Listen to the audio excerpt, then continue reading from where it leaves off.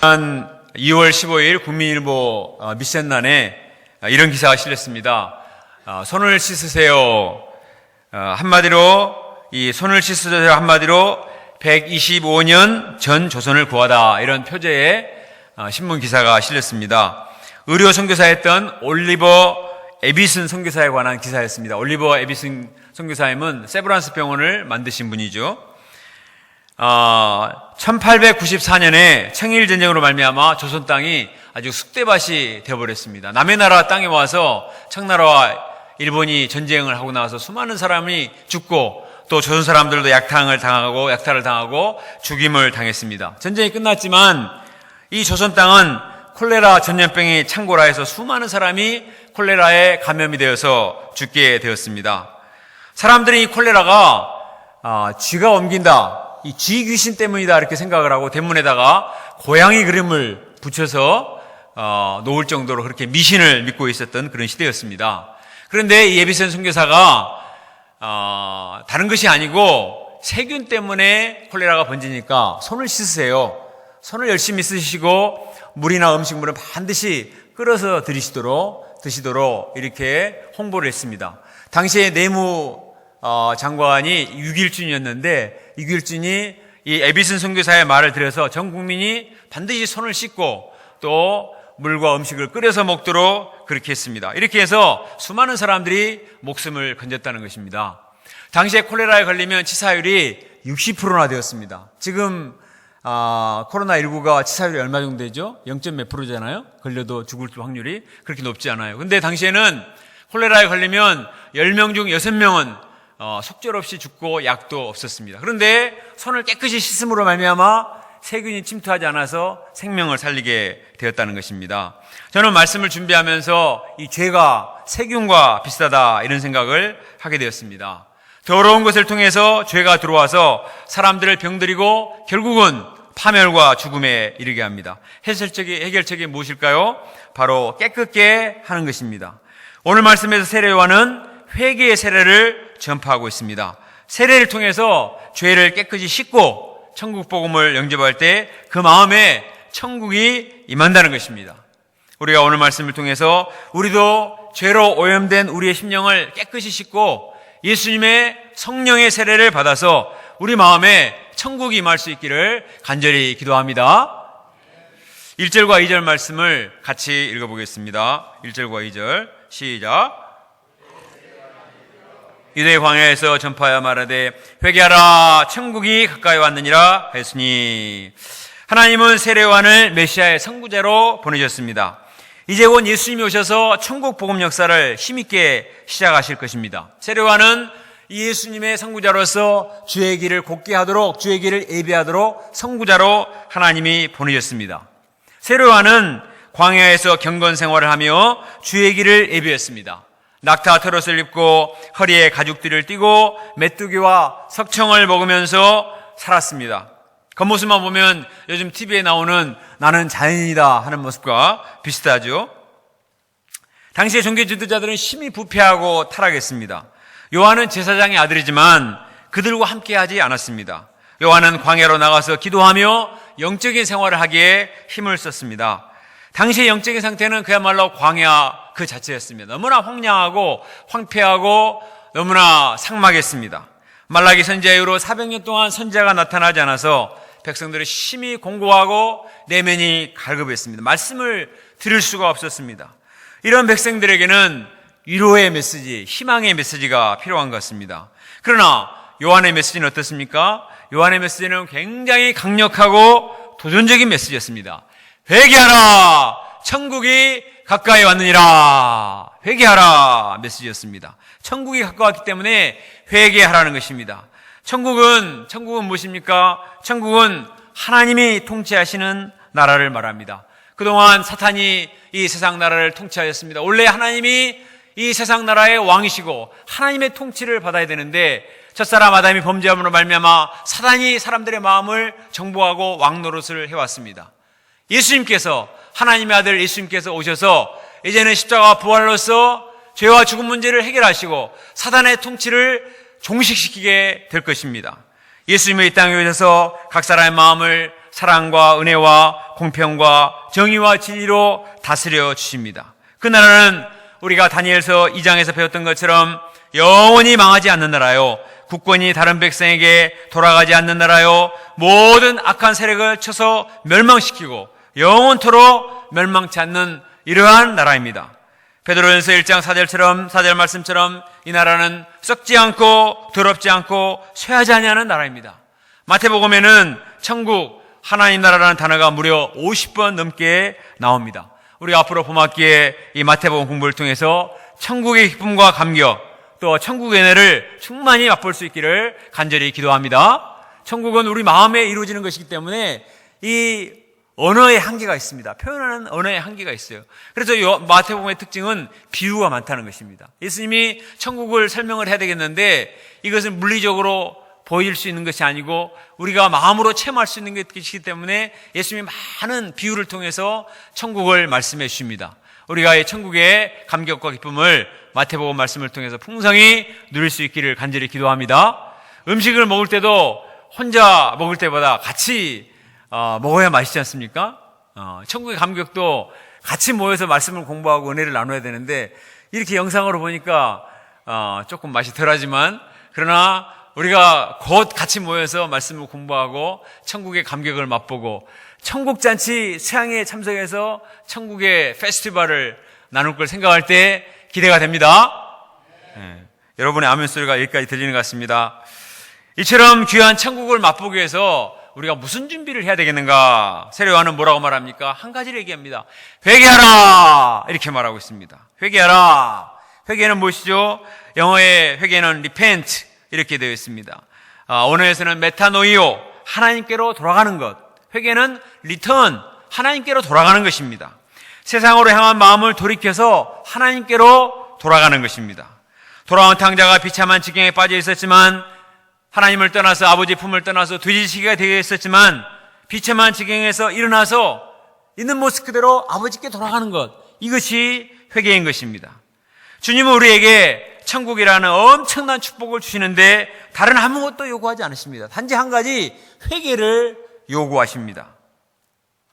탕자 비유에서도 탕자가 회개하고 돌아온 것뿐인데 아버지가 큰 잔치를 베풀어 주었습니다. 좋은 옷을 입히고 가락지를 키우고 살찐 송아지를 잡고 신발을 신고 이제 아들의 지혜를 회복시켜 줬습니다. 우리는 죄로 말미암아 하나님께 나아갈 자격이 없지만 우리가 회개하고 주님께 나가면 주님께서 우리를 천국 시민이요 하나님 나라의 황태자, 황공주로 영접해 주시리라 믿습니다. 단지 한 가지 사실은 천국이 너무나 값지고 너무나 놀랍고 너무나 귀한 것이기 때문에 우리가 어떤 대가를 지불한다 할지라도 전혀 값이 되지 않으니까 그냥 아예 안 받는 것입니다. 하나님 우리에게 너무나 좋은 것은 아예 값들을 안 받습니다. 공기값, 물값, 햇빛값 안 받잖아요. 마찬가지로 우리에게 구원과 천국은 받지 않습니다. 단지 회개하기만 하면, 마음을 돌이켜서 하나님께로 가기만 하면 이 엄청난 천국을 지옥에서 천국으로 옮기는, 사망에서 생명으로 옮기는 엄청난 축복을 거저 주신 줄로 믿습니다. 그러니 회개해야 되지 않겠습니까? 예? 돈 드는 것도 아닌데. 예. 요즘 우리 유재 목자님이 카나다 선교사로 나가려고 하는데 절차가 굉장히 까다롭습니다. 비자 인터뷰 통과해야죠. 신체 검사 받아야죠. IELTS 점수 받아야죠. 대학교 입학 허가서 받아야죠. 또 코로나19 때문에 요즘 한국 사람들을 잘 안 받아주려고 한다고 합니다. 직항도선도 끊어졌다 그래요. 트럼프 대통령은 남미 사람들이 미국으로 넘어오지 못하도록 멕시코 국경에 엄청나게 높은 담장을 쌓았습니다. 미국 서부에서 동부까지 멕시코 국경의 길이가 어마어마하게 긴데 그 넓은 거리를 전부 다 저렇게 높은 담장으로 쌓는 것입니다. 우리나라 어디 서해안에서 동해안 쌓는 정도가 아니에요. 엄청나게 긴데 이것을 도저히 다른 사람은 경비 때문에 감당할 수 못하는데 이 트럼프는 트럼프답게 국회에 제출해가지고 승인을 받아서 전부 담장을 쌓고, 그래도 혹시 넘어오는 사람들은 수용소에다가 수용을 해가지고 전부 돌려보내고 있습니다. 미국과 캐나다가 천국도 아닌데 이처럼 입국이 어렵습니다. 그런데 천국, 영원한 하나님 나라에 들어가는데 주님은 한 푼도 돈을 받지 않습니다. 복잡한 수속 절차도 없습니다. 단지 회개하기만 하면 됩니다. 회개는 내가 죄인인 것을 인정하는 데서 출발합니다. 거룩하신 하나님 앞에서 내가 얼마나 추하고 더럽고 악하고 완악하고 교만한 자인가 인정하는 거예요. 인정하고 우리의 심령을 찢고 주님 앞에 있는 모습 그대로 나가는 것입니다. 마치 어린아이가 흑장난하고 완전히 난리가 났지만 그냥 징징거리면서 울면서 엄마에게 나가서 씻겨달라고 얘기하는 것과 같습니다. 천국이 가까이 왔습니다. 천국이 임박했습니다. 어떻게 해야 되겠습니까? 우리는 회개하고 빨리 천국에 들어가야 되겠습니다. 고린도전서 6장 2절에 보라 지금은 은혜 받을 만한 때요 보라 지금은 구원의 날이로다. Now is the day of salvation. 지금이야말로 은혜 받을 때요 구원의 날이라는 것입니다. 혹시 잠에서 안 깨신 분 있나요? 빨리 자리 잡으시고 빨리 말씀 받으세요. 계시록 3장 20절에 볼지어다 내가 문 밖에 서서 두드리노니 누구든지 내 음성을 듣고 문을 열면 내가 그에게로 들어가 그와 더불어 먹고 그는 나와 더불어 먹으리라. 주님이 지금 내 마음 앞에 와 계십니다. 내 마음을 두드리고 계세요. 아직 준비 안 됐어요. 아직은 안 돼요. 그렇게 할 필요 없습니다. 누구든지 내 음성을 듣고 문을 열면 주님이 내 안에 들어오셔서 나와 더불어 먹고 마시고 구원의 잔치에 초청해 주신다고 주님은 말씀하십니다. 우리가 이 놀라운 천국의 축복이 우리 면전에 내 앞에 와 있다는 것을 깨닫고 빨리 회개하고 마음을 영접하고 마음을 열고 천국의 복음을 영접해야 되겠습니다. 사람들은 다른 것은 길을 쓰고 붙들고자 합니다. 그러나 우리가 정말 붙들어야 될 것은 천국에 들어가는 이 축복을 붙들어야 되겠습니다. 요즘 마스크 몇 장을 사기 위해서 새벽부터 얼마나 많은 사람들이 줄을 서서 기다립니까? 어떤 사람은 텐트 치고 기다리는 사람도 신문에 봤습니다. 농협마트에서 사은품으로 계란 몇 줄 준다고 해도 새벽 3시부터 나와서 파카 입고 장사진을 칩니다. 하물며 영원한 생명을 보장해주는 천국은 우리가 얼마나 기대하고 갈망해야 되겠습니까? 이처럼 귀한 천국을 얻기 위해서 우리가 힘써 회개할 수 있기를 간절히 기도합니다. 천국의 가치를 정말 아는 사람은 회개하는 것을 주저하지 않습니다. 빨리 회개하고 빨리 회개할수록 좋은 것이죠. 회개하라 천국이 가까이 왔느니라. 우리 따라해 보겠습니다. 회개하라 천국이 가까이 왔느니라. 시작. 회개하라 천국이 가까이 왔느니라. 세례 요한의 이 메시지에 대한 사람들의 반응이 어떻게 나타나나요? 5절과 6절 말씀을 같이 읽어보겠습니다. 5절과 6절 시작. 온 유대와 요단강 사방에서 다 그에게 나와 자기들의 죄를 자복하고 요단강에서 그에게 세례를 받더니, 사실 회개하라 이게 참 부담스러운 말씀입니다. 그죠? 회개하라는 게 부담스럽죠. 그런데 이 회개하라는 메시지를 듣고 예루살렘과 온 유대와 요단강 사방에서 모든 사람들이 자발적으로 나와서 요한에게 나와서 회개하고 자복하고 세례를 받았다는 것입니다. 이것은 무엇을 말해줍니까?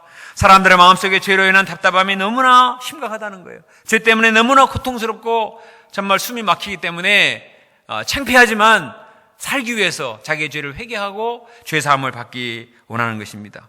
죄 문제가 드러나는 것은 얼마나 창피하고 수치스럽습니까? 그런데도 죄 때문에 너무나 고통스럽고 괴롭기 때문에 죄를 털어놓고 싶어 하는 것입니다. 세례를 받음으로 죄 씻음을 받고 정결케 되고 정말 숨통이 트이는 은혜를 맛보기를 원합니다.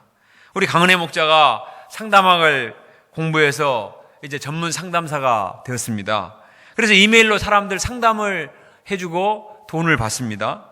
무료가 아니고 돈을 받고 상담을 하는데도 많은 사람이 들어와서 고민을 털어놓고 상담을 받는다고 합니다. 나이가 많은 사람들도 가정 문제, 또 자녀들 문제, 심지어는 부부 문제까지도 상담을 받는다고 합니다. 이 강은혜 목자 자기 나이를 밝히지 않았기 때문에 자기보다 나이가 많은 사람인 줄 알고 막 그냥 뭐든지 얘기를 하는 거예요. 시간이 많이 갈수록 상담료가 비싼데도 상담을 하는 것입니다. 왜 그럴까요?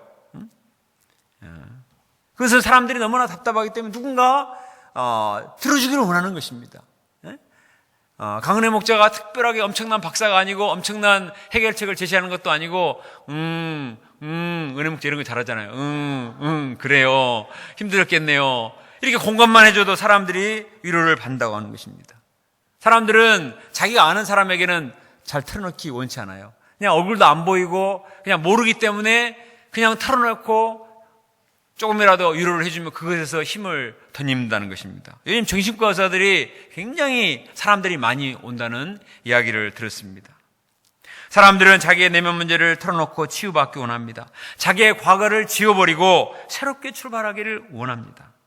그래서 본문의 사람들도 앞다투어서 요한에게 나와서 세례를 받았습니다. 우리가 여름성에 참석해서 진실되게 죄를 회개하고 소감을 쓰고 예수님의 십자가 보혈로 죄사함을 받을 때 얼마나 속이 후련하고 자유함을 덧입습니까? 나 자유 얻었네, 너 자유 얻었네, 우리 자유 얻었네, 주 말씀하시길 쇠사슬 끊겼네, 우리 자유 얻었네, 할렐루야. 나 구원받았네, 너 구원받았네, 우리 구원받았네. 아멘. 이 찬송을 부를 여름새가 얼마 남지 않았습니다. 얼마나 참 처음에 수양에 들어올 때는 얼굴이 시커멓고 답답하고 그냥 억지로 끌려왔던 사람들이 하루하루 갈수록 말씀을 듣고 소감을 발표하고 얼굴 색깔이 달라지고 표정이 달라지고 정말 앞에 나와서 참 자유롭게 율동을 하고 이런 모습은 그 마음에 죄사함으로 말미암아 천국이 임했기 때문에 일어난 역사인 것입니다. 10년 묵은 체증이 내려가고 마음에 천국이 임하게 됩니다. 그래서 여름 수양회를 천국 잔치라고 하지 않습니까? 그런데 어떤 사람은 수양회 가서도 다른 사람 다 회개 소감 쓰고 마음에 천국이 임하는데 자존심 때문에, 알량한 자존심 때문에 회개를 하지 못하고 회개해야 할 기회를 놓쳐버립니다. 그리고 하는 말이, 아이고 큰일 날 뻔했네, 내가 무덤까지 가지고 갈 문제를 괜히 그냥 드러낼 뻔했네, 아이고 빨리 가야지. 그렇게 하고 기뻐서 내려가는 사람 봤습니까? 그러지 않습니다. 실제로는 내면의 죄 문제가 해결되지 않으니 마음이 답답하고 얼굴은 연탄상수와 같이 시커멓습니다. 우리 김욱동 목동이 과거에 그랬습니다. 그는 몇 년 전에 여름수양에 갔지만 끝내 회개하지 않았습니다. 우리 이다희 목자님이 5시간을 붙들고 설득을 하고 조곤조곤 말을 해도 이 사람이 그렇게 순한 것 같았는데 그렇게 완화간지 몰랐습니다. 수양 이후에 모임을 떠나버렸습니다. 학교도 휴학하고 머리에 물들이고 찢어진 청바지도 입어보았습니다. 그러나 그의 마음은 지옥이었습니다. 너무나 답답하고 고통스러워서 질식할 것 같았습니다. 니체의 짜라투스트라는 이렇게 말했다. 어려운 철학책을 읽으면서 자기를 변명하고자 했지만 아무런 도움이 되지 않았습니다. 반면에 캠퍼스에 전도하러 오신 우리 목자님들의 모습은 뭐가 그렇게 기쁜지 천사의 모습과 같았습니다. 특히 우리 에스더 목자님의 웃음소리는 천사들의 웃음소리와 같았습니다. 어떻게 저렇게 할 수 있는가? 나같이 어려운 철학책도 안 읽어본 사람들이 저렇게 기뻐할 수 있는가? 그는 비로소 자존심을 내려놓고 자기가 죄인이라는 사실을 인정하지 않을 수가 없었습니다. 자기가 죄인인 것을 인정하고 자기가 스스로 연락해서 돌아왔습니다. 회개하고 복음을 연결했습니다. 그때 옥동목동의 심령에 천국이 임했습니다. 지난주 수요일 날 우리 곽의원 파트 모임 때 우리 옥동목동님이 첫 데뷔 메시지를 전했습니다. 화면에 보시는 것처럼 데뷔 메시지를 전했습니다. 메시지에서 그가 이런 말을 했습니다. 완벽주의자들이 가장 쉽게 우울증에 걸립니다. 저 또한 그와 비슷했습니다. 자신과의 싸움에서 지는 날이 계속되자 저는 좀처럼 회복을 하지 못했습니다. 심한 무기력감이 찾아왔고 수업을 빼먹고 PC방에 출석을 했습니다. 몸이 멀쩡한데 마음이 절름발이가 되었습니다. 옥동목동이 수업 빼먹고 PC방 갔다는 말이 이해가 잘 안 되죠? 응? 그는 착돌이요, 우등생이요, 완벽주의자가 되고자 했지만 실상은 우울증 환자같이 되어 있었습니다. 학교에서 출석해야 될 사람이 PC방에 앉아서 출석했다는 말이 됩니까? 그러나 아무리 부인하고 싶지만 그것이 자기의 현실이었습니다. 그러나 이러한 자신을 인정하고 회개하고 예수 그리스도를 영접했을 때 마음에 천국이 임했습니다. 어두운 얼굴이 밝아지고 목자 훈련을 가장 적극적으로 받는 자로 변화가 되었습니다. 이런 옥동목동의 변화를 보고 같은 연구실에 있는 최홍성 형제님도 적극적으로 말씀 공부에 나오고 있습니다. 우리 하나사모님이 전도를 해서 말씀 공부하자고 연락을 했는데 한동안 잘 나오지 않았습니다. 그런데 그가 말씀 공부를 하고 말씀의 은혜를 받기 시작했습니다. 그리고 그는 날마다 양식을 써서 보내고 또 매주 소감을 써서 자발적으로 발표를 하고 있습니다. 그 마음에 천국이 임했습니다. 그의 카톡 초기 화면에도 몇 주 전에 UBF 연합 파트 모임에서 소감 발표한 사진을 올려놓고 욥기 말씀을 23장 10절 말씀 아주 고난도의 말씀을 써놨습니다. 그가 나를 단련하시면 내가 송구같이 되어 나오리라 이렇게 써놨습니다. 온지 지금 3, 4개월밖에 되지 않습니다. 근래에 이렇게 빨리 변화된 양을 본 적이 없습니다. 그의 변화를 보고 부모님도 너무 놀랐습니다. 그래서 이 교회가 도대체 어떤 교회인가, 신천지가 아닌가 보려고 직접 부모님이 지난주에 수원에서 여기까지 내려오셨습니다. 그리고 저희 예배에 참석하셔서 큰 은혜를 받고 안심하고 잘 부탁한다고 선물까지 해주시고 가셨습니다. 우리 가운데 천국 바이러스가 전파되고 있는 줄로 믿습니다. 죄인들이 회개하고 그 마음에 천국이 임하면 자기에게서 끝나지 않아요. 그 천국의 복음이 가족들과 옆에 사람에게 전파하게 됩니다. 그래서 천국 바이러스가 전파하게 됩니다. 코로나 바이러스가 전파될 것이 아니라 우리는 생명의 복음을 통해서 천국 바이러스가 우리 가족과 우리 캠퍼스와 직장과 각곳에 전 세계에 가득 전파되기를 간절히 기도합니다. 요즘 사람들이 겉보기에는 얼마나 멋있고 젠틀하고 별 문제가 없어 보입니까? 그러나 내면을 들여다보면 그렇지가 않아요. 장래에 대한 염려와 두려움이 심히 많습니다. 죄의 중독에서 빠져나오지 못해서 너무나 고통스러워합니다. 안일과 정욕과 미움과 우울증과 공황장애로 고통스러워합니다. 제발 누군가 와서 자신을 죄에서 건져주기를 간절히 원하고 있습니다. 우리 아이들에게 힘써 천국 복음을 전파해야 되겠습니다. 누구든지 주님께 나와서 회개하고 복음을 영접하기만 하면 천국의 놀라운 감격과 기쁨이 임하게 되리라 믿습니다. 우리가 회개할 때 예수님은 우리를 어떻게 축복해 주십니까? 우리 11절 말씀을 같이 읽어보겠습니다. 11절. 자, 시작. 물로 세례를 베풀거니와 내 뒤에 오시는 이는 나보다 능력이 많으시니 나는 그의 신을 들기도 감당하지 못하겠노라. 그는 성령과 불로 내게 세례를 베푸실 것이요. 요한은 물로 세례를 베풉니다. 물은 어떤 역할을 하죠? 물은 닦아주죠. 씻어주죠. 그러나 거기까지입니다. 다시 더러워지잖아요. 그걸 해결할 수는 없어요. 그러나 예수님은 성령과 불로서 세례를 베푸신다고 말씀하십니다. 예수님은 성령의 불세례로 세례를 베푸시기 때문에 우리 내면의 죄 요소를 근본적으로 태워서 녹여버리십니다. 쓰레기를 그냥 태워버리면 다 없어지듯이 우리 안에 모든 오염된 죄의 쓰레기를 다 태워버리고 용광로에 넣어서 완전히 애차를 다 없애버리고 새로운 사람으로 재창조 역사를 이루시는 분이 바로 예수님인 줄로 믿습니다. 세례요한과 예수님의 근본적인 차이가 여기에 있는 것입니다. 물세례와 성령의 불세례. 우리가 복음성가 가사에 보면 이런 가사가 있었습니다. 성령의 불로 성령의 불로 임하소서 임하소서. 우리가 봄학기 말씀을 통해서 성령의 불이 우리 마음 가운데 임해서서 우리 마음속에는 모든 내가 스스로 해결할 수 없었던 누구도 해결할 수 없었던 모든 죄에 오염된 쓰레기들을 다 태워버리시고 우리를 새로운 피조물로 보라 이전 것은 지나갔으니 새 것이 되었도다 새로운 피조물로 만들어주시기를 간절히 기도합니다. 사도 베드로는 사도행전 3장 19절에서 이렇게 말했습니다. 그러므로 너희가 회개하고 돌이켜 너희 죄 없이 함을 받으라. 이같이 하면 새롭게 되는 날이 주 앞으로부터 이를 것이요. 너희가 회개하고 돌이켜 죄 없이 함을 받으면 새롭게 되는 날이 온다. 이전 번역에서는 유쾌하게 되는 날이 온다고 했습니다. 이전 번역이 더 좋은 것 같아요. Refresh. 정말 죄가 얼마나 우리를 답답하게 합니까? 그러나 우리가 주사함을 받을 때 우리 영혼이 참 유쾌하게 되는 유쾌, 상쾌, 통쾌 아주 그냥 우리 심령이 뻥 뚫리는 그런 감격 역사가 일어나게 됩니다. 이것이 바로 천국입니다. 천국 회개를 통해서 우리 마음에 놀라운 천국의 감격과 은혜가 넘쳐날 수 있기를 바랍니다. 7절을 보겠습니다.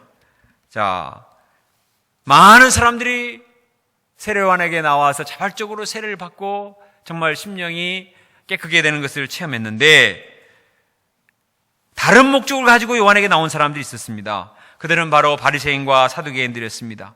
그들은 세례를 받기 위해서 나온 것이 아니고 요한의 사역을 감시하러 조사하러 왔습니다. 그들은 요한을 시기해서 고발할 조건을 찾고자 왔습니다. 요한은 이들에게 무슨 말을 하나요? 우리 7절부터 9절 말씀을 같이 읽어보겠습니다. 7절부터 9절 시작. 요한이 많은 바리새인들과 사두개인들이 세례 베푸는데 오는 것을 보고 이르되 독사의 자식들아 누가 너희를 가르쳐 임박한 진노를 피하라 하더냐. 그러므로 회개에 합당한 열매를 맺고 속으로 아브라함이 우리 주상이라고 생각하지 말라. 내가 너에게 이르노니 하나님이 능히 이 돌들로도 아브라함의 자손이 되게 하시리라. 세례 요한은 바리새인과 사두개인들에게 이 독사의 자식들아 누가 너희를 가르쳐 임박한 진노를 피하라 하더냐. 무서운 책망을 했습니다. 독사의 자식들이라는 말은 뱀의 후손이라는 말이잖아요. 그러니까 이들은 사단적이라는 것입니다. 그들은 겉으로는 종교 지도자들이지만 사실은 그 안에 독을 품고 있는 사탄적인 자들이었습니다. 그들의 마음에 무슨 독이 있습니까? 그들은 거짓과 외식과 탐욕과 교만, 이중성의 독이 있습니다. 독사의 독이 사람을 죽이듯이 이러한 숨은 죄는 독과 같아서 자기를 파멸시키고 사람들에게 상처를 입히고 사람들을 죽이는 무서운 결과를 가져오는 것입니다. 그들은 겉으로는 누구보다 경건한 척, 의로운 척 했습니다. 그러나 실상은 회칠한 무덤처럼 속에 온갖 더러운 것이 가득했습니다.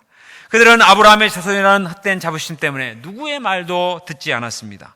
완악함 때문에 나중에 하나님의 아들 예수님을 십자가에 못 박아 죽이는 무서운 죄를 범하고 말았습니다. 정말 그들의 교만과 완악함의 독이 하나님의 아들 예수님을 물어 죽이는 독사와 같은 죄를 범하고 만 것입니다. 이런 죄에게 임할 형벌이 무엇입니까? 10절을 같이 읽어볼까요? 10절 시작. 이미 도끼가 나무 뿌리에 놓였으니 좋은 열매를 맺지 아니하는 나무보다 찍혀 불에 던져지리라. 죄를 회개치 않고 끝까지 고집을 피우고 합리화할 때 무서운 형벌이 임하게 됩니다. 우리가 겸손하게 하나님 앞에 나아가 죄를 회개해야 될 이유가 바로 여기에 있는 것입니다. 우리가 처음 양일 때는 차라리 회개하기가 쉬웠습니다. 그러나 성장해서 목자가 되고 리더가 되면 체면 때문에 위신 때문에 회개하기가 쉽지 않습니다. 저같이 스텝 목자 같은 사람은 더 회개하기가 참 쉽지 않습니다. 적당히 구렁이 닭 넘어가듯이 회개하기가 쉽습니다. 그러나 심판은 사람이 하는 게 아니에요.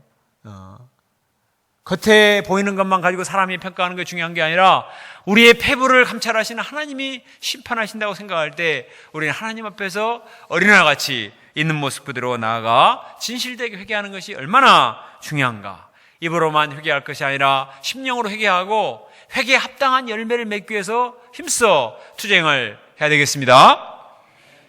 사무엘에서 나오는 다윗은 죄를 숨기려고 하다가 죄가 눈덩이처럼 커졌습니다. 남의 아내를 통과한 죄를 처음부터 회개를 해야 했습니다. 아니 처음에 허탄한 것을 본 것부터 회개를 했어야죠. 그런데 회개 안 하고 죄가 더 커졌습니다. 그 사실을 숨기려다가 그의 남편을 전쟁터에 내보내 죽게 했습니다. 증거를 인멸했지만 내면은 죄의식으로 너무나 고통스러웠습니다. 주의 손이 그를 누르심에 진액이 빠져서 여름 가뭄에 마름같이 됐다고 했습니다. 뼈가 쇠하는 고통을 겪었습니다. 하나님은 그에게 나단 선지자를 통해 보내주셔서 회개를 촉구하셨습니다. 나단 선지자가 말씀을 전가하며 말했습니다. 예화에 나오는 그 사람이 바로 당신입니다. 당신이 바로 그 죄인입니다. You are the man. 분명하게 지적했습니다.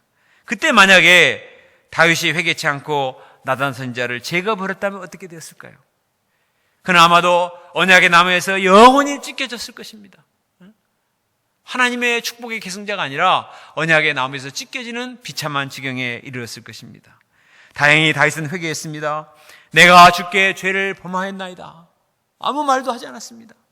I have sinned against the Lord. 내가 죄를 범했습니다. 솔직하게 죄를 인정했습니다. 눈물로 침상을 띄우며 회개했습니다. 그때 하나님은 그의 죄를 용서해 주셨습니다. 나단 선지자를 통해서 말씀하였습니다. 여호와께서 당신의 죄를 사하셨나이다.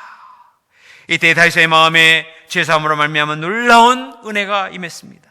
그는 이렇게 고백했습니다. 시편 32편 1절 5절에 허물의 사함을 받고 자신의 죄가 가려진 자는 복이 있도다. 마음에 간사함이 없고 여호와께 정죄를 당하지 아니하는 자는 복이 있도다. 내 허물을 여호와께 자복하리라 하고 주께 내 죄를 아뢰고 내 죄악을 숨기지 아니하였더니 곧 주께서 내 죄악을 사하셨나이다. 주께서 내 죄를 사하셨나이다. 영어 성경 보면 복 있는 자요 이게 먼저 나옵니다. Blessed are those. 복 있는 자요 허물의 사함을 받은 자요. 복 있는 자요 마음에 간사함이 없는 자요. 다윗이 왕이 된 데에는 저렇게 기쁨의 찬양의 시를 지어 읊은 적이 없습니다. 자기를 죽이고자 했던 사울이 전쟁터에 죽었을 때 기뻐서 그렇게 말한 적이 없어요. 오히려 슬픔의 애가를 지어 읊었습니다. 그러나 그가 죄사함을 받았을 때 너무나 감격하고 감사해서 하나님께 감사의 찬송시를 읊는 것을 볼 수가 있습니다. 이것이 바로 천국의 기쁨인 것입니다. 사람들은 더 많은 물질을 얻고 더 높은 지위 오르고 우리나라가 더 잘 살고 또 나의 아파트 평수가 더 넓어지고 아파트 이름이 한국 이름에서 외국 이름으로 바뀌고 또 차가 외제차로 바뀌고 뭐 이렇게 하면은 나의 행복의 지수도 올라가고 뭐가 달라질 줄로 생각하지만 그렇지 않습니다. 우리 마음의 천국은 외적인 것으로 달라지는 것이 아닙니다. 우리의 자존심을 내려놓고 어린아이처럼 하나님 앞에 나아가 진실되게 회개하고 정말 주님의 십자가 보혈의 은혜로 죄사함을 받을 때 나의 애자가 다 씻어지고 벗겨져 나가고 허물 벗듯이 이러한 옛사람을 벗어버리고 예수 그리스도를 옷 입고 하나님의 자녀가 되어서 주님의 자녀로 살아갈 때 이때 참된 기쁨과 은혜가 임한 줄로 믿습니다. 목자가 되어서도 우리가 그것으로 만족하지 않고 순간순간 부족함을 회개하고 정말 더 성장하기 위해서 회개에 합당한 열매를 맺고자 투쟁할 때 우리 마음에 예수님을 닮아가는 천국의 기쁨이 임하는 것입니다. 천국은 주님께서 회개한 자에게 주시는 선물인 줄로 믿습니다. 가장 귀한 선물, 이 천국의 선물을 회개를 통해서 받으실 수 있기를 바랍니다. 이번 주 일용환양식 58페이지 보면 에콰도르의 김한나 선교사님의 선교 보고가 실려 있습니다. 화면에 보시는 김한나 선교사님인데 이분은 이전에 제가 같이 신앙생활을 했던 분입니다. 1988년 여름 수양에서 마태복음 9장 2절 말씀, 소자야 뇌의 제사함을 받았느니라, 이 말씀을 통해 죄사함의 은혜를 덧입었습니다. 자신이 불행한 원인이 무능한 부모님 탓, 낮은 학벌 탓, 가난한 인간 조건이라고 생각을 했습니다. 그러나 실상은 말씀을 통해서 자신의 죄 문제 때문에 자기가 불행한 것을 깨닫고 하나님 앞에 진실되게 회개하며 소감을 써서 회개했습니다. 그때 천국의 기쁨이 임했습니다. 자신의 죄를 위해 십자가에 물과 피를 쏟으신 예수님을 바라보며 주님 감사합니다. 주님 오시는 그날까지 생명을 바쳐 주의 사명을 감당하겠습니다. 선교사로 살겠습니다. 결단했습니다. 김한대로 선교사님과 선교 과정을 이루고 1996년에 브라질 선교사로 파송되었습니다. 그리고 브라질에서 9년 동안 사역을 하다가 베타라 선교사님 오셔서 남미 33개국을 개척하는 역사를 이룹시다. 아직 남미가 개척이 안 된 나라가 있는데 개척하는 역사를 이루자 이렇게 했을 때 이분이 자원을 했습니다. 9년 동안 브라질 선교사로 살다가 이제는 에콰도르 선교사로 가고자 할 때 브라질은 포르투갈어를 쓰거든요.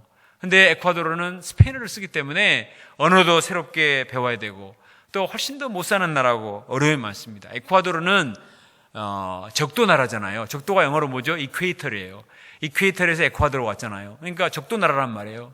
날씨가 항상 30도를 웃도는 무더위입니다. 부정부패가 만연하고 치안이 불안합니다. 한 번은 김한대로 형사님이 은행에서 돈을 인출해 나오다가 강도들에게 테러를 당해서 납치될 뻔한 그런 일도 있었습니다. 더 힘든 것은 몇 년을 헌신적으로 양들을 섬겼는데 양들이 변화되지 않는 것이었습니다. 점점 마음에 손해의식과 후회하는 마음이 들었습니다. 특히 큰아들이 왜 나를 이런 후진국으로 오게 해서 내 장래를 가로막냐고 부모님께 혈기를 부를 때 너무나 속이 상하고 마음이 아팠습니다. 미래가 보이지 않는 이 땅에서 더 이상 헌신하고 싶지 않는 마음이 있었습니다. 그때 하나님께서는 퍼듀 국제수양에 초청해 주시고 요한복음 3장 16절 말씀으로 찾아오셨습니다. 내가 그들을 나의 피로 샀건만 네가 어찌 그들을 무시하느냐 하는 주님의 책망의 음성이 들려왔습니다. 한나 선교사님은 후진국 양들을 은근히 무시했던 교만의 죄를 눈물로 회개했습니다. 자식들을 잘 키워서 영광을 얻고자 했던 자식 우상의 죄를 회개했다고 했습니다. 이사야 6장 13절 말씀을 하나님께서 주셨습니다. 그리고 에콰도르에 그루터기 남은 자들이 있다. 거룩한 남은 자들이 있음을 믿고 한 양을 품고 섬기고자 소원하고 결단을 했습니다. 그때 비로소 양들이 은혜 받고 조금씩 제자로 성장하기 시작했습니다. 두 자녀도 성장해서 부모님의 좋은 동역자가 되었습니다. 가난하고 운명적인 에쿠아도르가 장차 제사장 나라요 거룩한 백성이 될 소망을 바라보게 되었습니다. 이러한 책에 보니까 작년 성탄 예배 사진이 실려 있는데, 저기 나오는 것처럼 35명 정도의 우리 한 가정에서 35명의 양들과 함께 성탄 예배 사진을 찍었는데, 얼굴이 하나같이 정말 천국에서 해같이 빛나는 모습처럼 너무나 감격과 은혜가 되었습니다. 선교사님 한 분이 이처럼 진실되게 회개하고 회개에 합당한 열매를 맺고자 주님께 진심을 드렸을 때 그 가정과 선교지에 천국이 임하는 것을 볼 수가 있었습니다. 저도 저 간증을 보면서 은혜를 많이 받았습니다. 그리고 저도 회개하는 마음을 갖게 되었습니다. 우리 많은 선교사님들이 힘든 선교지에서 저렇게 고생하시는데 우리는 얼마나 좋은 환경 속에서 살아갑니까? 저부터도 그러나 감사가 부족하고 작은 일에 원망불평하고 세상 욕심에 마음이 휘둘리고 더 잘나가는 자, 더 많이 가진 자, 이 비교식에 시달릴 때가 얼마나 많습니까? 로마서 1장에 보면 감사치 않는 마음이 모든 죄의 뿌리라고 했습니다. 제가 이를 회개하고 하늘의 썩는 미랄 대신 예수님을 배우고자 새롭게 결단하게 되었습니다. 나를 위해 십자가에서 물과 피를 다 쏟으시고 생명을 내어주신 주님께 일생 빚진 자의 심정으로 살아야 되겠습니다. 주님 맡기신 주님의 핏값으로 사신받은 양무리들을 끝까지 품고 사랑으로 섬기기를 소원합니다. 이처럼 우리가 회개하고 회개에 합당한 열매를 맺고자 힘쓸 때 우리 마음에 천국이 임하게 되리라 믿습니다. 나의 인간적인 조건이 지금보다 더 나아지면, 더 좋아지면, 누구처럼 되면 천국이 임할 줄 알죠. 그렇지 않습니다. 정말 내 마음에 주님이 왕으로 좌정하시고 주님이 나를 다스리시고 말씀이 내 마음을 가득 채우시고 성령께서 충만하고 주님과의 교제를 통해서 내 마음에 하나님의 은혜가 임할 때, 그때 비로소 천국의 은혜와 감격이 임할 줄로 믿습니다. 요즘 우리가 코로나19 때문에 공식적인 모임도 없고 누구도 푸시하는 사람이 없습니다. 이렇게 몇 주 지내보니까 정말 편하고 부담 없고 좋죠. 천국이든가요? 나는 죽을 것 같습니다. 너무너무 사실 많은 모임도 없고 몸은 편한 것 같은데 너무 답답하고 몸이 근질근질하고 지하에서 우리 목사님과 탁구 치는 게 유일한 낙입니다. 그래서 지난주에는 수요일날 과교원에 가서 파트 모임을 했습니다. 영상으로 금요 기도회를 시작하고 새벽 기도회도 영상으로 송출하기 시작했습니다. 이 좋은 걸 왜 몰랐는지 모르겠습니다. 파트 모임도 이제 다음 주부터는 이제 연합 파트 모임 영상으로 하고자 합니다. 그리고 페이스톡으로 양들과 말공을 하고 선교사님들과 연락을 하고 기도 제목표를 만들었습니다. 그때 숨통이 트이고 마음의 은혜가 임하는 것을 체험했습니다. 우리가 지난주에 제가 광고 시간에 영상을 틀어드렸죠. 지금 이 코로나 사태를 겪으면서 우리가 정말 해야 될 것이 무엇인가? 이 땅을 주님께서 치료해 주시도록 우리 마음의 방탕과 안일과 무기력과 욕심과 이기심의 죄를 회개하고 정말 십자가 복음을 다시 붙들고 주님의 재림하실 그날까지 다시 사명을 감당하고자 소원할 수 있기를 간절히 기도합니다. 계시록 2장 5절에 보니까 주님이 에베소 교회를 책망하셨습니다. 그러므로 너희가 어디서 떨어졌는지를 생각하고 회개하여 처음 행위를 가지라. 만일 그렇지 아니하고 회개치 아니하면 내가 내게 가서 내 촛대를 옮기리라. 회개하고 첫사랑을 회복하지 않으면 우리에게 있는 하나님의 축복의 촛대, 이 나라에 있는 하나님의 축복의 촛대가 다른 데로 옮겨질 수도 있다는 것입니다. 라오디게아 교회에게는 뭐라고 책망하셨나요? 미지근하여 차지도 뜨겁지도 않는 너희를 토하여 내치리라. 라오디게아 성도들이 신앙생활 안 하는 게 아니에요. 근데 이게 뜨뜻하게 미지근하고 하나님 믿는 것도 아니고 안 믿는 것도 아니고 죄를 회개하는 것도 아니고 아닌 것도 아니고 주님께 진심을 드린 것도 아니고 그냥 적당히 하는 이것은 정말 토하여 내치리라. 차라리 냉커피가 낫든지 뜨거운 커피가 낫지 미지근한 커피 토하에 내치지 우리가 먹을 수 없잖아요. 응? 정말 우리가 다시 한번 우리 심령을 돌아보고 이 마태복음 말씀을 통해서 다시 한번 시대가 이러니까 어쩔 수 없지 않는가 이렇게 생각할 것이 아니라 정말 우리가 하나님 앞에 나가서 영적인 위기의식을 가지고 말씀을 묵상하고 소감을 쓰고 하나님과 사랑의 관계성을 회복할 수 있기를 간절히 기도합니다. 영육간의 이 나라를 고쳐주시도록, 치료해주시도록, 또 정말 이번 기회에 이렇게 많은 사람들이 이단에 넘어간 것을 알고 너무나 안타깝고 회개하는 심령을 갖게 되었습니다. 바로 옆 동도에서 저렇게 하고 있는데 내가 그동안 뭘 하고 있었는가, 정말 회개하는 마음을 갖게 되었습니다. 우리에게 생명의 복음을 주셨는데 이 생명의 복음을 열심히 증거해서 가족들과 주변 사람들과 또 연락이 되는 양들을 적극적으로 초청해서 어찌하든지 생명의 복음, 천국에로 초청해서 함께 천국의 감격을 누릴 수 있기를 간절히 기도합니다. 13절을 보겠습니다. 13절에 보면 예수님께서 요단강에서 요한에게 세례를 받습니다. 예수님은 죄가 없으십니다. 세례를 받을 필요가 없어요. 근데 왜 예수님이 세례를 받으십니까? 예수님은 다른 사람은 죄가 있어서 죄를 씻기 위해서 세례를 받지만 예수님은 죄가 있어서가 아니라 우리 죄인들의 죄를 대신 짊어지시기 위해서 대속제물이 되어서 앞으로 대신 십자가에 죽으시겠다는 뜻으로 세례를 받으시는 것입니다. 그래서 하나님의 의를 이루기 위해서 세례요한이 반대했지만 세례를 받으셨습니다.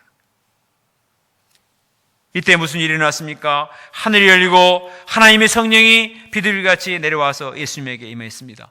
하나님의 음성이 들려왔습니다. 이는 내 사랑하는 아들이요 내 기뻐하는 자라. 하나님이 심히 기뻐하셨습니다. 에덴 동산에서 첫사람 아담이 하나님 말씀에 불순종하고 죄를 범했을 때 하나님은 너무나 슬퍼하셨습니다. 두루다는 불칼로 생명나무 실과를 막을 수밖에 없었어요. 하나님과의 소통의 문이 열렸습니다. 닫혔습니다. 그러나 둘째 아담으로 오신 예수님께서 하나님 말씀에 온전히 순종하심으로 이제 하나님께 이르는 새롭고 산 길이 열리게 되었습니다. 하늘문이 쫙 열리면서 하늘에서 비둘기같이 성령이 내려와서 예수님께 충만히 임하였습니다. 한량없는 성령이 임해서 이제 예수님으로 말미암은 천국 복음이 힘있게 전파되는 천국이 진군하는 역사가 일어나게 되는 것입니다. 그래서 다음 주에 살펴보게 될 마태복음 4장의 이 사단과의 전투에서 예수님이 그냥 사단과의 전투에서 가차없이 이기시는 거예요. 아담은 사단에게 졌지만 예수님은 하나님의 순종하고 성령의 충만함을 던져봤기 때문에 사단 마귀 권세를 이기고 승리하셨습니다.